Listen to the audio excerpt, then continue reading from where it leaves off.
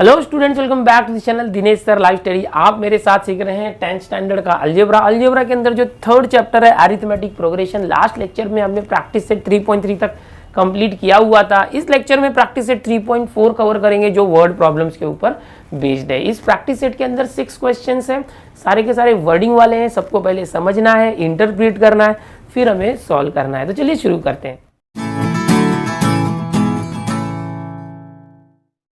Practice set 3.4 शुरू करने के पहले थोड़ा सा इंस्ट्रक्शन, आप हमेशा टेक्स्ट बुक लेके बैठिए जब भी सीखने बैठते हो। टेक्स्ट बुक के अंदर जो भी क्वेश्चंस दिए हैं उस क्वेश्चन को आपको ये क्वेश्चन का सोल्यूशन देखने के पहले पढ़ लेना चाहिए अच्छे से।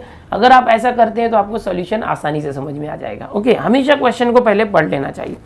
तो क्वेश्चन पढ़ते हैं 3.4 में। पहला क्वेश्चन, ऑन 1 जनवरी 2016 यानी जनवरी का महीना है 2016 ये साल है। Sanika decide to save ₹10, 11, 12 on first day, second day, third day. यानी सानिका पहली तारीख को 10 रुपये जमा करती है, यानी कि 1 जनवरी को। फिर 2 जनवरी नेक्स्ट डे जो 11 रुपीज़ सेव करती है।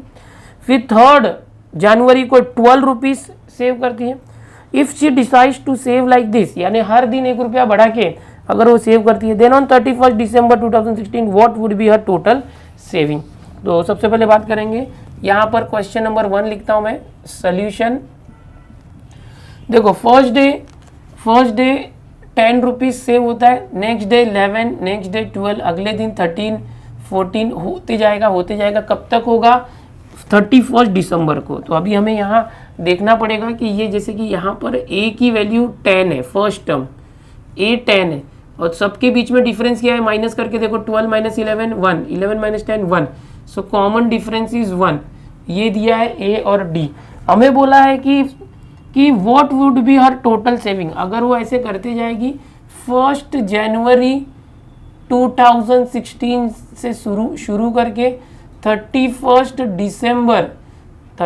दिसंबर 2016 तक, यानी पूरे साल में, पूरे 12 महीने के अंदर अगर वो पहले डे से 1 जनवरी से इस तरह से जमा करे तो लास्ट डे तक उसके पास कितना रुपया जमा होगा। सो टोटल अमाउंट निकालना है। तो सबसे पहले हमें देखना पड़ेगा दिन कितना होता है। जैसे 2016, सो कोई भी साल होता है, 2015 हो, 2016 हो, 17 हो, सो हर एक साल में क्या होता है, या तो 365 डे होते हैं या तो 366 डे होते हैं। किसी भी ईयर में 365 या तो 366 डे होते हैं। अगर कोई लीप ईयर है, लीप ईयर, उसमें 366 डे होते हैं। लीप ईयर कौन सा होता है? जिस साल में फरवरी में 29 फरवरी आता है उसको लीप ईयर बोलते हैं। एक दिन ज़्यादा होता है इसलिए उस साल में 366 डेज होते हैं। और जिस साल में फरवरी में सिर्फ 28 डेज होते हैं, 29 फरवरी नहीं आता, तो उस साल में एक दिन कम होता है और 365 डेज होते हैं, 365 दिन होते हैं। अब ये लीप ईयर पहचानेंगे कैसे? तो ये जो साल होता है 2016, 17, 18, इसको देख के पहचानेंगे। इसका लास्ट देखो, लास्ट के 2 डिजिट, ये 4 के टेबल में आता है क्या? अगर ये 4 के पहाड़े में यानी 4 के टेबल में आता हो 15, 16, 17, तो वो लीप ईयर होता है। यानी कि अगर वो कैंसिल हो रहा है, जैसे कि 2016 हो गया, फिर 2012 हो गया, 2020 हो गया, ये 4 के टेबल में आते हैं। देखो 12, 16, 4 4 3 12, 4 4 16, 4 5 20। तो ये जो ईयर होते हैं ये लीप ईयर होते हैं। उसमें 29 फरवरी आता है ये। तो ऐसे लीप ईयर में 366 डेज होते हैं। याद रखो, बेसिक बता रहा हूँ। अगर 2016 है तो ये 2016 देखो 16 4 के टेबल में आता है, यानी ये लीप ईयर है, 366 डे होगा। अगर ये 2015 होता, 2017 होता, तो कितने डे होते? 365 डे होते। ओके, सो हम यहाँ लिखेंगे year 2016 is a leap year.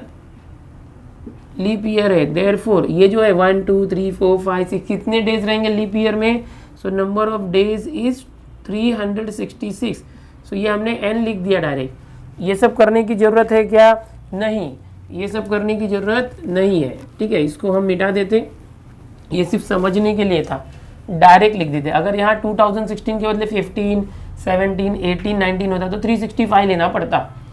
अब ये आ गया 2020 होगा तो भी क्या करेंगे, ये भी लीप ईयर है तो 366 लेंगे। इसके बाद कब आएगा लीप ईयर? 2024 में, 20 के बाद 24, उसके बाद 2028 में, 4 ईयर के बाद आता है लीप ईयर। ठीक है, ये भी हम रफ कर देते हैं, यहाँ से समझना था आपको। एन आ गया, ए और डी आ गया, हमें बोला गया है कि वो पूरे एक साल में कितना पैसा जमा करेंगे। सो हम फॉर्मूला लिखेंगे एस का, जब टोटल कितना हुआ प्लस करना है, टोटल सबको प्लस करना है। पहले दिन का 10 रुपया, दूसरे दिन का 11 रुपया, टोटल 21 हो गया। फिर 12 रुपीज़ लिया तो 33 हो गया। फिर ऐसे करके सबको प्लस करेंगे ना। सो उसको हम क्या लेते हैं, समीशन। समीशन यानी एस एन। एस एन का फॉर्मूला क्या होता है, n/2 upon into 2a plus n-1d, ये होता है। अगर यहाँ पर लास्ट टर्म पता होता तो हम ऐसा फॉर्मूला लेते हैं, n/2 t1 प्लस tn, बस इतना लेते थे एस एन का फॉर्मूला। अगर लास्ट वाला tn पता रहे तो ये फॉर्मूला ले सकते हैं, बट tn नहीं पता इसलिए ये फॉर्मूला लेते हैं। अब एस एन कितना है, 366 डेज है, 366। एन मतलब कितना, 366 अपॉन 2 टाइम्स ए कितना है देखो 10 प्लस एन, अगेन एन कितना है 366 माइनस 1, डी तो 1 है तो इंटू 1। अब इसको सिंप्लीफाई करो, आपको आंसर मिल जाएगा। एस मतलब टोटल पैसा आएगा, समीशन सबका सम करके। 366 को 2 से कट करोगे तो 2 1 जा 2, फिर 1 है 16, 2 8 जा 16, 2 3 जा 6, 2 1 जा 2, फिर 1 आया तो 16, 2 8 जा 16, 2 3 जा 6, ये आ गया। फिर इंटू है, 2 इंटू 10 20 प्लस 366 माइनस 1 365, और इंटू 1 करेंगे तो वही आ गया एस 366। यहाँ पॉइंट मतलब मल्टीप्लाई, हाँ डेसिमल नहीं है वो, ये मल्टीप्लाई है, इस तरह से मल्टीप्लाई। 365 और 20 प्लस करो तो 385। अभी इन दोनों को प्लस करो, आपको आंसर आ जाएगा 366 डेज का पूरा सम। 385 इंटू 183, फटाफट ऐसे मल्टीप्लाई करके देख लेना।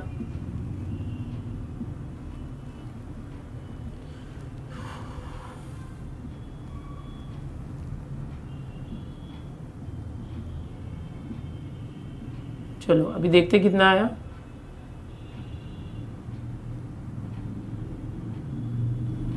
कितना आ गया देखो, 70,455 रुपीज़। देखो क्या है, 70,455 रुपीज़। क्वेश्चन क्या था, what would be her total saving. तो आप फाइनली लिखोगे टोटल सेविंग, क्या नाम था उसका, total saving of Sanika will be 70,004, यहाँ पर है रुपीस लिख सकते हो, रुपीस इस तरह से सिंबल लगा, रुपीस 70,455, ये आपका फाइनल आंसर हो गया। और ये जो है ये रफ वर्क था, ये समझाने के लिए था, ये नहीं लिखेंगे। हाँ तो ये पहला क्वेश्चन हो चुका है बच्चों। इस तरह से करना है, ऐसे करना है, और ये थोड़ा सा चाहिए तो क्वेश्चन में जो वर्डिंग्स दी हुई है, लाइंस दी, वो स्टार्टिंग में लिख सकते हैं कि Sanika saves 10 rupees on first day, 11 rupees on second day. इस तरह से 1-2 लाइन लिख भी सकते हो। चलो इसको कॉपी कर लो, बड़ा आसान था, पहला हो चुका है। दूसरा बताता हूँ आपको। अगला जो क्वेश्चन है सेकेंड वाला, थोड़ा सा कॉम्प्लिकेटेड है लेकिन आसान करके हम देखेंगे। देखो, अ मैन बोरोज, हमेशा की तरह पहले क्वेश्चन समझना, समझ में आया तो आसान लगेगा। एक आदमी है, अ मैन, ये एक आदमी है समझो इस तरह से, ये क्या करता है, पैसे उधार लेता है। बोरोज मतलब उधार लेता है, ₹8,000। ये किसी से 8,000 रुपीज़ कर्ज लेता है, यानी कि लोन लेता है, ओके, उधार लेता है। And agrees to repay with a total interest of 1,360। बोलता है कि ये इतना रुपए के साथ साथ 1,360 रुपीज़ जो इंटरेस्ट प्लस करके देगा।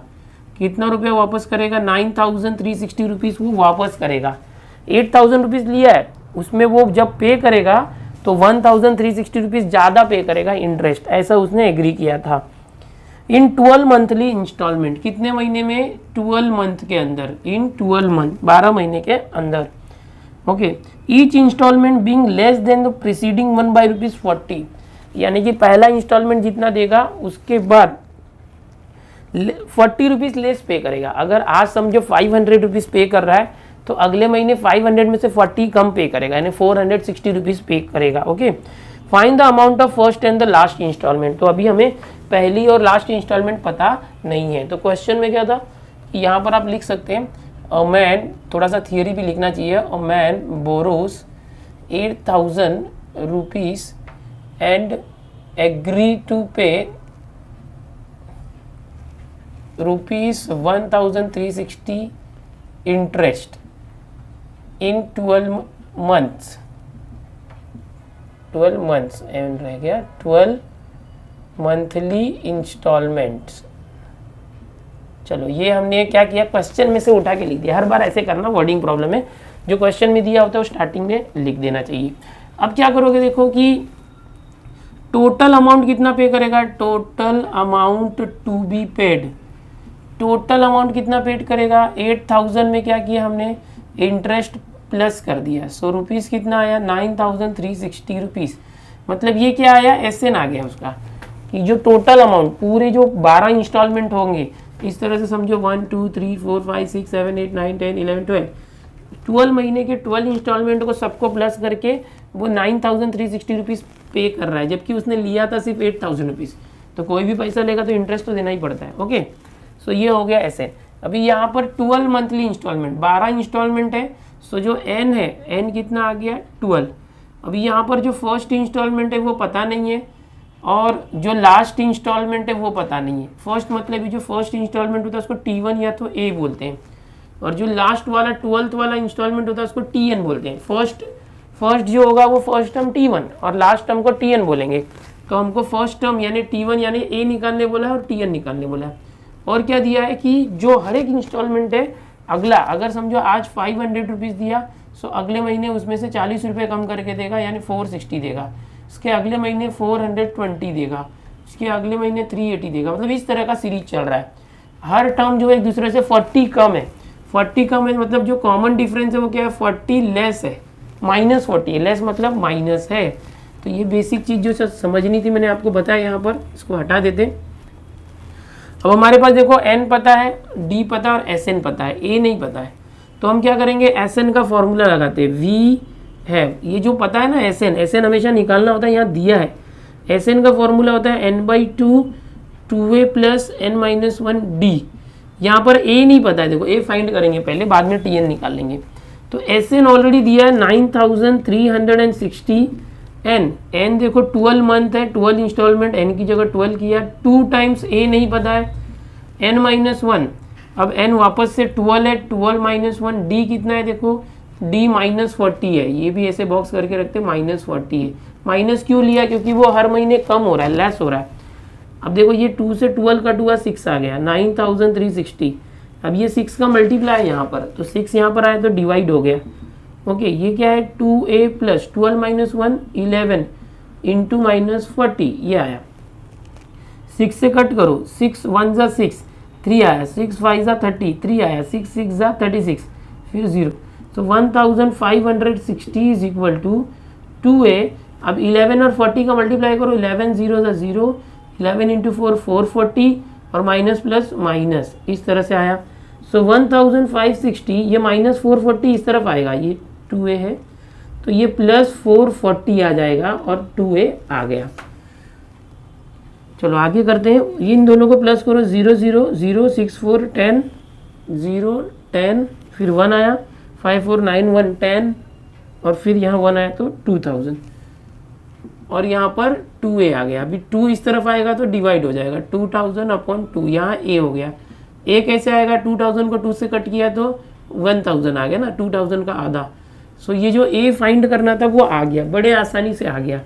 अभी हमको tn फाइंड करना है, पहला आ गया। अब tn, a मतलब क्या है कि वो जब पैसा वापस करना शुरू करेगा तो पहले महीने में 1000 रुपया देगा, फिर उसके नेक्स्ट मंथ में कितना देगा, सेकंड मंथ में 40 रुपये कम देगा, d -40 तो 960 रुपीज़ देगा, फिर 40 रुपये कम करके तीसरे महीने देगा 920 रुपीज़ देगा। तो अभी हमको वो सब नहीं पूछा सीरीज, हमको सिर्फ लास्ट बोला है कि आखिरी महीने में कितना देगा, tn। सो ऑल्सो करके लिख सकते हैं, ऑल्सो वी हैव tn का फॉर्मूला क्या आता है, a + n-1 d। So tn, n मतलब 12वां महीना, सो a अभी आया 1000। ओके, यूज़ करो, n 12 होता है 12 महीने, d -40 है, ठीक है, इस तरह से कर दिया। अब आगे सॉल्व करते हैं, t12 = 1000 + 12 - 1 11 इंटू -40, t12 12वें महीने का जो है इंस्टॉलमेंट 1000 प्लस माइनस हो गया, 11 × 40 440 हो गया। को माइनस करेंगे तो आ जाएगा, 0 में से 0 गया 0, 10 में से 4 गया तो 6, 9 में से 4 गया तो 5, और ये 1 तो 0 हो गया। सो लास्ट ये आ गया। अभी पूछा गया क्या था टेक्स्ट बुक में, देखो पूछा था आपको कि find the amount of the first and last instalment. तो आप लिखोगे अमाउंट ऑफ फर्स्ट इंस्टॉलमेंट, पूरा लिखना, amount of first installment is equal to rupees. पहला इंस्टॉलमेंट क्या था 1000 रुपीज़। देन लास्ट इंस्टॉलमेंट इस तरह से लिखना, amount of last instalment is equal to rupees, last instalment 560 rupees. So दो आ गए। इस तरह से बड़ा आसान होता है। ओके तो देखने में आपको लगेगा वर्डिंग वाला प्रॉब्लम है, बट करना वही है, आपको हमेशा SN और TN का फॉर्मूला ही यूज़ करना है। यही दो फॉर्मूले आपको हमेशा मदद करेंगे, SN का फॉर्मूला और TN। ये दोनों फॉर्मूले को एकदम याद रखो, जैसे जहाँ जरूरत पड़ेगी वैसे यूज़ करना। इसको कॉपी कर लो, अगला क्वेश्चन बताता हूँ। अब सेकेंड क्वेश्चन के जैसा ही थर्ड क्वेश्चन है सचिन वाला। सचिन ने क्या किया, इन्वेस्ट किया। Sachin invested in a national saving certificate scheme. अब ये NSC इसको शॉर्ट में बोलते हैं, national saving certificate scheme, NSC। ये क्या होता है, जो पोस्ट ऑफिस होते हैं ना बच्चों, पोस्ट ऑफिस के अंदर एक स्कीम होती है जिसके अंदर नेशनल सेविंग सर्टिफिकेट होता है। तो वहाँ हम पैसे जमा करते हैं तो उसके ऊपर इंटरेस्ट मिलता है। समझो हम 5 ईयर्स के लिए कर रहे हैं, 3 ईयर्स के लिए कर रहे हैं, जैसे FD होती है ना उसी तरह से होता है, बट ये पोस्ट ऑफिस में होता है। तो एक सर्टिफिकेट हमको मिलता है जिस पर लिखा होता है कि हमने उस NSC में कितना रुपया डाला है। और फिर जब उसका टीनर खत्म होता है, यानी समय जब खत्म होता है, तो जाके देंगे। तो समझो हमने 5000 जमा किया था और हमें ऐसा रहेगा कि 3 या 5 ईयर्स के बाद आपको 10,000 मिलेगा। 5000 इन्वेस्ट किया तो 10,000 मिलेगा, डबल मिलता है इस तरह से। तो वो NSC होता है, उसका टीनर होता है 3 ईयर्स, 5 ईयर्स, 1 ईयर्स। तो नॉर्मली 5 ईयर्स के लिए किया जाता है, 5 ईयर्स के लिए होता है नॉर्मली। तो सचिन ने उसमें पैसे डाले हैं। In the first year he invested 5000, in the second year 7000, in the third year 9000 and so on. Find the total amount that he invested in 12 years. यानी हर साल वो एक सर्टिफिकेट लेता है NSC का, ओके। और जो लगभग 5 साल के अंदर मैच्योर होता है, 5 साल के बाद वो पैसा डबल होके लगभग मिलता है। सो अभी देखो यहाँ पर हम पहले तो लिख देंगे सचिन इन्वेस्टेड क्या लिखा है, इन NSC, इन ए नेशनल सेविंग सर्टिफिकेट, पूरा भी लिख सकते हो, स्कीम, ओके। ये लिख दिया हमने, ओके। फिर आप अगला लाइन भी लिख सकते हो, in the first year he invested 5000 rupees, in the second year. ये भी लिख दो ऐसे वर्डिंग में। मैं उसके आगे की डायरेक्ट लाइन बताता हूँ कि पहले साल में क्या किया उसने, 5000 रुपीज़ इन्वेस्ट किया, सेकेंड ईयर में 7000 रुपीज़ इन्वेस्ट किया, थर्ड ईयर में 9000 रुपीज़ इन्वेस्ट किया, एंड सो ऑन करते ही गया। Fine total amount that he invested in 12 years. 12 साल में कितना किया। तो यहाँ पर देखो जो पहला टर्म है ए, वो 5000 है फर्स्ट टर्म। जो कॉमन डिफरेंस है बच्चों, कॉमन डिफरेंस यानी कितने का माइनस होकर के आ रहा है, देखो 7000 माइनस 5000 2000, 9000 में से 7000 गया तो 2000, यानी डिफरेंस 2000 का है। कितने साल के लिए कर रहा है, तो टोटल नंबर ऑफ ईयर 12 हो गया। यहाँ पर इसको मैं हाईलाइट करता हूँ, ए की वैल्यू हमें पता है, डी की वैल्यू पता है, और एन, जो बेसिक चीज़ें पता होनी चाहिए वो पता है। क्वेश्चन में और क्या बोला है, find total amount that he invested in 12 year. Total amount कितना होगा, जैसे पहले साल में 5000 जमा किया, दूसरे साल में 7000, तो 2 साल का मिलकर 12000 हो गया। तीसरे साल में उसने 9000 किया, तो 12 एंड 9 21,000 हो गया। तो ऐसे चौथे साल का सबको प्लस करना है। जब भी प्लस करना होता है तो समीशन करते हैं हम। हमारे पास जो SN का फॉर्मूला है ये यूज़ करते हैं। बहुत सारे बच्चे कंफ्यूज होते हैं कि कब TN यूज़ करना है, कब SN यूज़ करना है। तो बच्चों जब भी आपको टोटल अमाउंट निकालना होगा ना, प्लस करके निकालना होगा सब, तो वो SN यूज़ करना। और जब हमको बोलना जाता है कि 7th टर्म फाइंड करो, यानी first, second, third, fourth, fifth, six, 7th, यहाँ पर क्या आएगा, जैसे थर्ड टर्म 9000 है, सेकेंड टर्म 7000, तब TN का फॉर्मूला यूज़ करना चाहिए। और जब टोटल हमें निकालना होता है सबका प्लस करके आंसर, तो SN करना चाहिए। ये दो ही चीज़ें हैं, याद रखो। अब SN उसने टोटल कितना इन्वेस्ट किया वो निकालना है। N का वैल्यू 12 है, यानी H12, N की वैल्यू 12 है, 12 मंथ के लिए 2, A जो है 5000 है, इस तरह से 5000 लिख देते। N जो है 12 मंथ्स इंस्टॉलमेंट कर रहा है, वो 12 मंथ तक इन्वेस्ट कर रहा है। D हर महीने 2000 रुपये वो बढ़ा के इन्वेस्ट कर रहा है, D कॉमन डिफरेंस। सो 2 से 12 कट गया, 6 into 2 into 5000 10,000 plus 12 minus 1 11 into 2000। बड़ा बड़ा नंबर आ रहा है, डरो मत, सीधे मल्टीप्लाई प्लस माइनस करो। ये 10,000 है, 11 इंटू 2 22, और 3 बार 0 22,000। सो H12 6 इंटू आया, 10,000 और 22,000, सो ये आ जाएगा 32,000। ओके, अच्छे से प्लस करो। फिर फाइनली आपको मिला 6 का मल्टीप्लाई करो, 3 बार 0 है, 6 2 ज़ा 12, 1 आ गया, 6 3 ज़ा 18 एंड 1 19। सो 1,92,000 रुपीज़ इन्वेस्ट किया है, इतना इन्वेस्ट किया है। तो सचिन, फाइनली आंसर आप लिखते हो, आंसर सचिन क्वेश्चन क्या था पढ़ लो एक बार, उसके हिसाब से लिखो। Find the total amount that he invested in 12 year. Sachin invested